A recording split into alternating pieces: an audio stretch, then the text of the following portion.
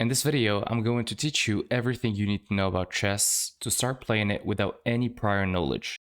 We're going to cover the board, the pieces, how do they move and how they capture, special rules like checks, checkmates, and stalemates, how to play the opening in a way that's going to set you up for a win, and many other things. Let's dive right in. So let's start with the board. This is a chess board. I am using the chess.com board, but you can use any website's board. This chess board is made of ranks. In chess terms, we call them ranks. And there are 8 ranks. It starts from the first rank, second rank, and so on until the 8th rank. And then it's made of columns, which we call in chess terms files. First file, second file, third file, until the 8th file. And they alternate between the light squares and the dark squares, as you can see here. Most chessboards have coordinates, and these coordinates are important for you to know if the board is set up right. Also, in the future, after you start playing, to help you reference a certain square. Now, if your board doesn't have coordinates, don't freak out, that's fine. You can remember it in an easy way. The right bottom square, this square, is always a light square. And when we want to talk about a certain square, like this square, for example, that I'm highlighting, this is D4. How do I know it's D4? Well, this is the D file, as you can see in the coordinate here, and this is the 4th rank. So their intersection point is called D4. Same thing for this square, this is F5, because this is the F file, and this is the 5th rank. Now, for the pieces, each side start with 16 pieces. White has 16 pieces, and black has 16 pieces. The pieces of white always occupy the 1st rank and the 2nd rank. And the pieces of black always occupy the 7th rank and the 8th rank. So one good thing about chess is that the initial position, the starting position, never changes. White will always occupy the 1st and the 2nd rank, and black will always occupy the 7th and the 8th rank. Now, if you look at the 2nd rank of white and at the 2nd rank of black, these are what we call pawns. Then if you look at the 1st rank of white and the 8th rank of black, you're going to see slightly different pieces.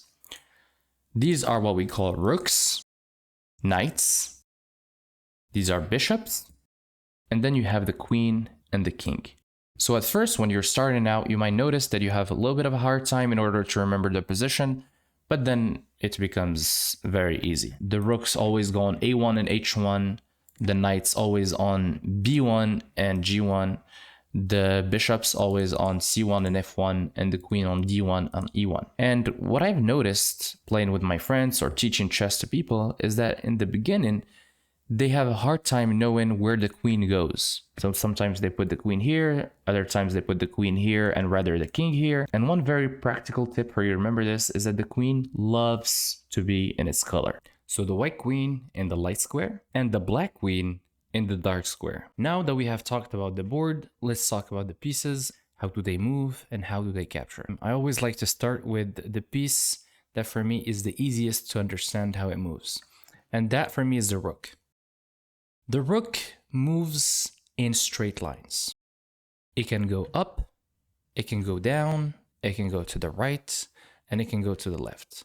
And any number of square it wants. However, one very important thing to know is the rook cannot move if you have one of your pieces in front of it or next to it. That means that in the starting position, it cannot go over your pawn, it can't move to the right because there are pieces blocking it.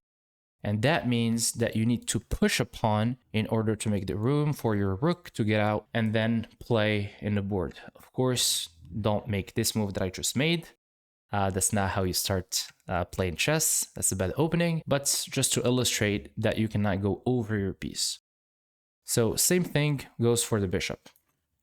The bishop only moves in a diagonal way. It can go any number of squares it wants, forward or backward. Here I have a bishop. It can move diagonally to the right. It can go back to the left. It can go up to the left, and it can go back to the right. It moves any number of squares it wants. It can go forward, it can go backwards. And just like the rook, it cannot jump over its pieces. So if there is a pawn in front of you, you cannot just magically play it here. In this case, I can do it just because this is a board to illustrate these examples, but in a real game, it's illegal to play this move, and online, you won't even be able to do it because the website is not going to allow you to. The queen is the most powerful piece. Not the most important one, but the most powerful one, because it combines the rook and the bishop.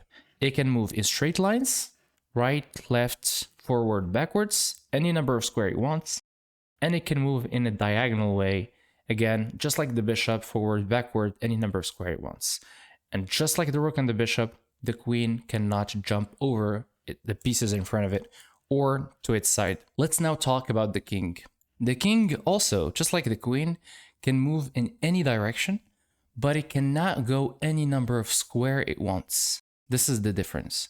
So the king can move to the right, up, to the left, can go back, just like the queen, diagonally, but the king can never go 2 squares in front, for example, or go 2 squares diagonally. So the king is not the most powerful piece, but the king is the most important piece, as if you lose your king, you lose the game. So now let's talk about the knight. The knight is a little bit tricky, especially for beginners, as it moves in an L way. It's an L-shaped move. Let's say that your knight is here. The easiest way for me to explain how the knight moves is to count 2 squares in a straight line and then turn to the left or to the right. Let me explain. Here you have a knight on c3, the c file, the third rank.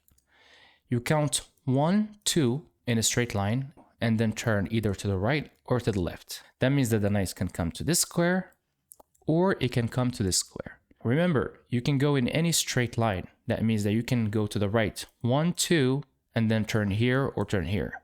So the knight can go here, or the knight can 1, 2 turn, it can go here. But you can't say, I'd count 1, 2 in a straight line and then turn diagonally. So the knight can never come here, and it can never come here. And as you might have seen it, the thing about the knight is that it can jump over pieces, even your own pieces. So the knight can come here, jump over the pawns, and it can go here. Now, it cannot go to a square that is already occupied by one of your pieces, which means the knight can never come here because there's already a pawn, and the knight can never come here because there's already a queen. And then finally, we talk about the pawns.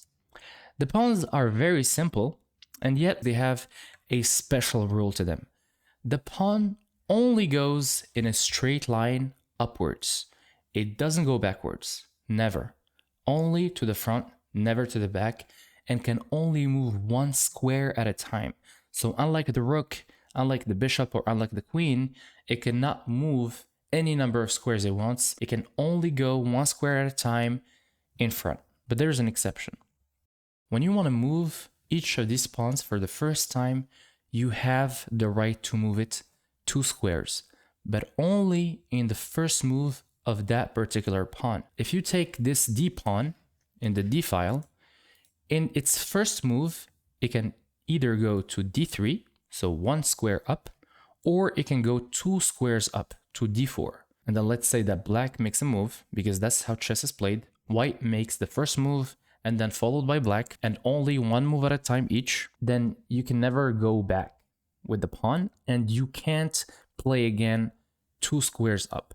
So this pawn has already played 2 squares in its first move. It can never do it again. But however, any of the other 7 pawns can go 2 squares up. So you can play this pawn to h4 or to h3. You cannot say, oh, well, my a pawn only moves 1 square at first to a3, so maybe in my next move, I'm going to take it to a5 because I haven't played 2 squares in the beginning. You can't do that. You have the right to do that only in the beginning. So capturing with a piece is really easy. It's the same way you move, except the pawns. That's why, again, we're going to leave them to the end. But let's take the rook. The rook moves, as we said, in straight lines, either up, down, to the right, or to the left. And that means that it can capture any piece that is in the way it moves. If I have this black pawn in front of the rook, and the rook can go any number of square, including this square, then the rook can capture this pawn. The rook can also capture this pawn because it's in the way it's moving.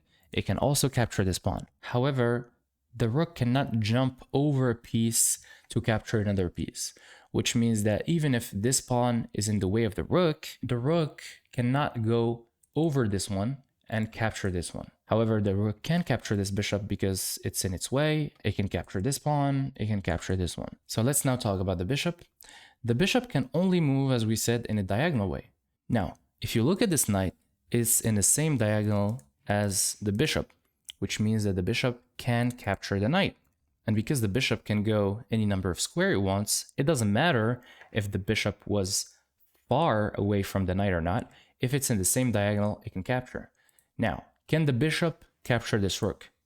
No, because the bishop does not move in a straight line. That means that if this bishop wants to capture this rook, it needs to go back in a diagonal way and then in the next move, capture the rook. However, it's not going to be as easy as it sounds because, as I said, chess is played one move at a time. That means that when you went back with the bishop in order to capture in the next move the rook, well, probably black will move its rook, unless black doesn't know what to play or doesn't know how to play, and that's how you win pieces and you win the game. Now let's talk about the queen. Well, the queen, as I said, is the most powerful piece in the game, and just like it moves, it can capture. So the queen can capture this pawn because the queen, just like the bishop, moves in a diagonal way and the pawn is in its diagonal. So sorry, I need a knight here. The queen can capture this pawn. So let's play this. So queen captures pawn. The queen can capture in a straight line. It can go back. Then it can capture this pawn. This is why the queen is the most powerful one. Now again, all what I am showing you right now is just to explain how the pieces move. You don't actually want to play these moves, because if you play queen takes on this pawn, then the bishop simply takes the queen. So now, how does the knight captures? The knight captures, just like other pieces, how it moves. But let's say that white makes a move, black makes another move, doesn't know how to play. Then you can capture this rook, because you can go 2 squares in a straight line, and then you can turn, which means that you can capture the rook. Then we have the king. So the king captures in the same way it moves. That means that in this position, the king can capture this pawn, it can capture this one, it can capture this one, this one. But the king cannot capture this pawn. First of all, because it's not a knight, and this is a knight's move. But also, more importantly, it's because you cannot go over 1 square at a time. You would need to play a first move, getting close to this pawn, and then black plays a move, and then in your next move that you can capture. It's only 1 move at a time each. If you get close to a pawn, well, black is not just gonna sit there and watch you capture it. It's probably gonna defend the pawn. And finally, let's see how the pawn captures. The pawn is an exception. The pawn does not capture the way it moves. The pawn captures actually in a diagonal way, but only 1 square close, which means that this pawn cannot capture this pawn. So the pawn can rather capture this one in a diagonal way. The pawn could never capture this one, for example. This is not 1 square close. If you had a bishop, you would have been able to capture this pawn. You can only capture this pawn. And then again, in this situation, you can capture this pawn. And remember, the pawn does not go back and it cannot capture backwards. If you had a pawn here, you can't take it because this pawn goes only forward. So now that you understand how a piece moves and how a piece captures, you may be wondering, what is the goal of the game? The goal of the game is to checkmate the enemy's king. And so before we cover an example of a game so that you see how everything we've learned comes together, we're first going to explain what is checkmate and a couple of other rules. So checkmate, check, and stalemate. Let's start with check, as it's the simplest to understand. Check is simply when the king is under attack. In this position, if it's white's move to play, and he plays rook to e3, then this is a check, because the king is in the way of the rook, as the rook moves in a straight line and any number of squares. And when you are in check, you cannot simply ignore the check and go play whatever you want. Black has to react to this attack. And you get out of check in 3 ways. First, to capture the piece that is attacking the king. In this case, we have this bishop that is eyeing the rook as the bishop moves in a diagonal way any number of squares, and that will get you out of check. But let's say you don't have the bishop. Then the second way to get out of check is to block the check, which means to put a piece between the attacking piece and your king. And in this case, you can play knight to e7. 1, 2 in a straight line and then turn. In this case, to the left, to the right, you can't because there are no more squares. But if you don't have the knight, then the third way to get out of check is to simply move the king out of the rook's way or out of the attacking piece's way. You can go king to f8. And here you are no longer in check because you're not in the rook's way. Let me give you another example. Try to pause the video. So white to play, how can you get check? So if you figure it out, then bravo. And if you didn't, it's bishop to b5. As now you moved in a diagonal way and now you're attacking the king in another diagonal way. So this is a check. Now what does checkmate mean? Well, checkmate is first a check, and it's when the king cannot get out of that check, cannot capture the attacking piece, cannot block the check, and cannot get out of the check. Let's take this first example. White to play. The move is queen takes on f7. That's checkmate. Can you put a piece between this king and this queen? No, you can't. Because even if you bring the bishop here, the queen still attacks the king diagonally. So you did not block the attack. The second way is to get out of check with the king.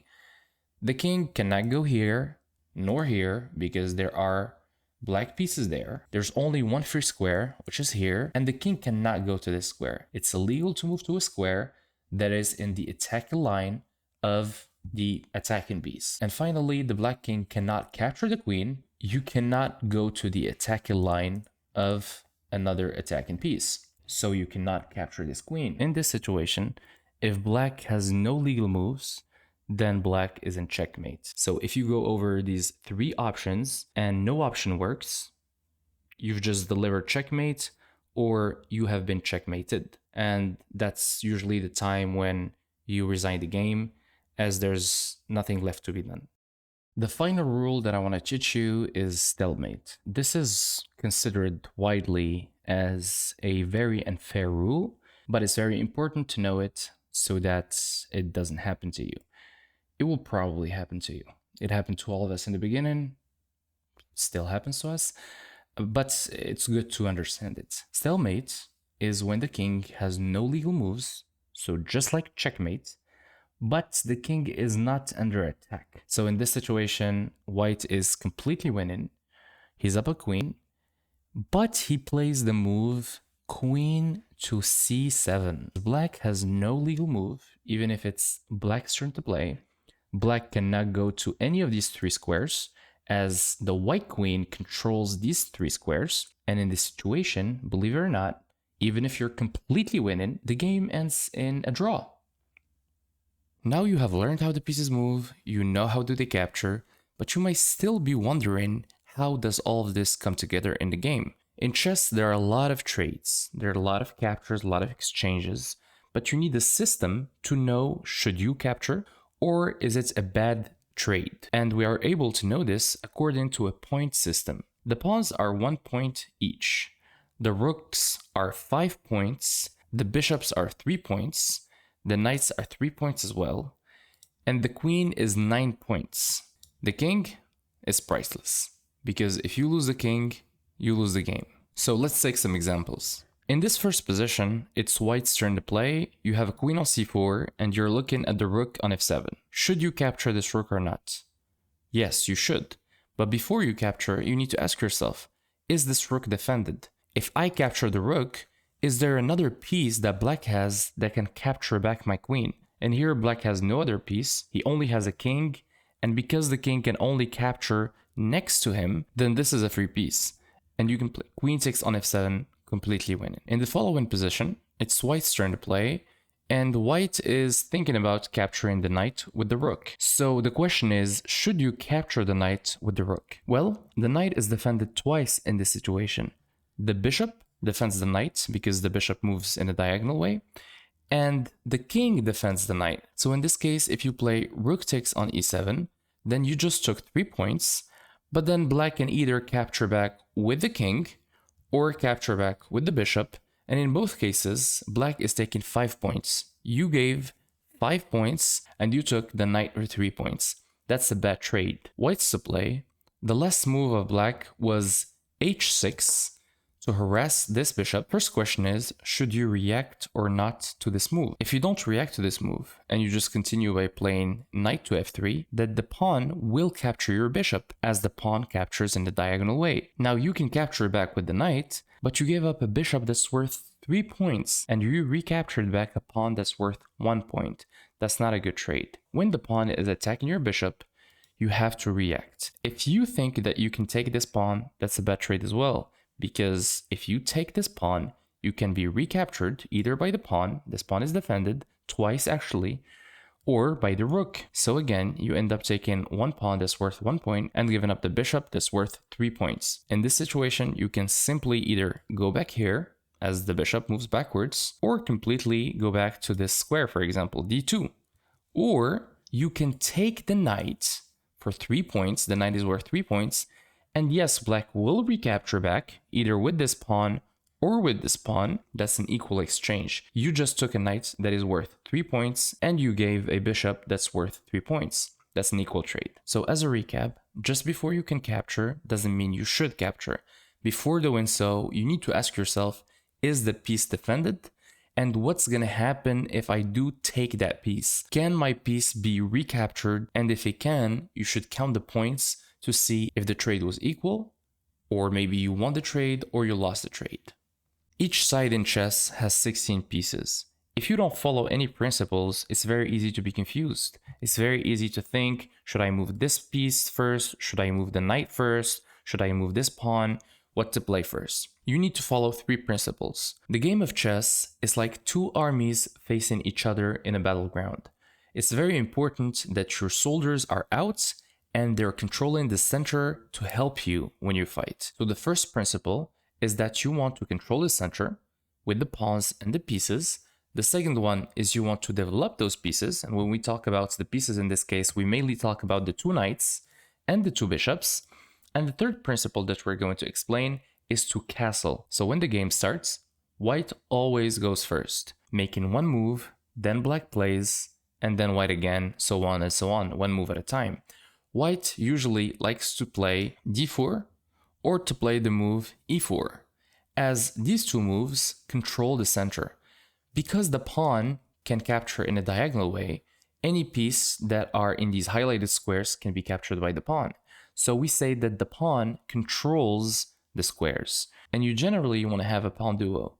So if you play e4, for example, and black doesn't really know how to play the game and plays the move h5, then that's already not a good move by black. That's not how you play chess, because you are fighting for the center, controlling the battleground, the middle, and black is playing on the edge. He's controlling this square, which is not a central square. Here, if you have the chance, you should play a pawn duo. This is what we call a pawn duo, 2 pawns next to each other. As you can see, they control the whole center. So the squares f5, d5, e5, and c5. Very nice control. Black plays e5, controlling the center as well. And then the second principle is to develop your pieces.